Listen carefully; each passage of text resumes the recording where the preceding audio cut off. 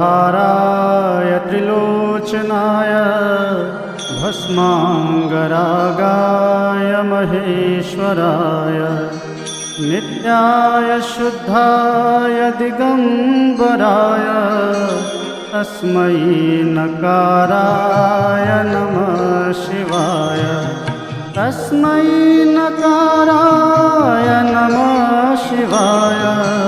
तस्मै नकाराय नमः शिवाय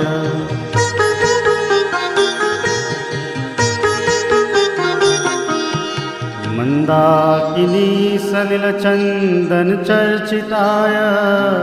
नंदीश्वर प्रमथनाथ महेश्वराय मंदार पुष्प बहुपुष्प सुपूजिताय तस्मै मकाराय नमः शिवाय तस्मै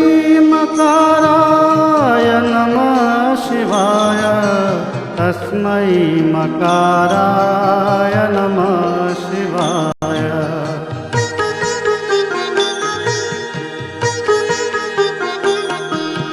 शिवाय गौरीवदनाब्जवृन्द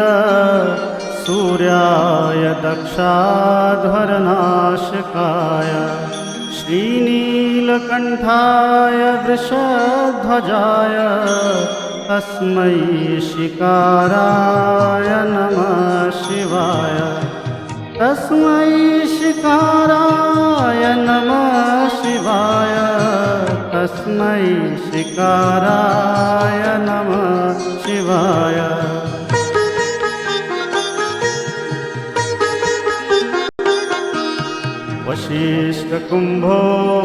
वसिष्ठकुम्भोदभगोत्तमाय मुनीन्द्रदेवार्चितशेखराय चन्द्राकवैश्वानरलोचनाय तस्मै वकाराय नमः शिवाय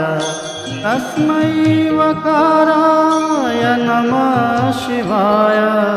तस्मै वकाराय नमः शिवाय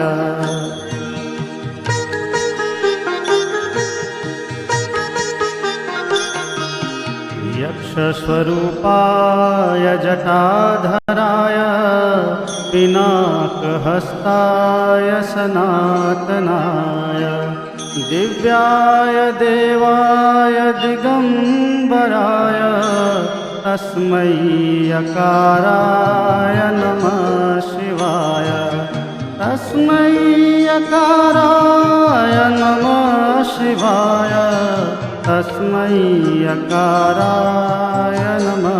शिवाय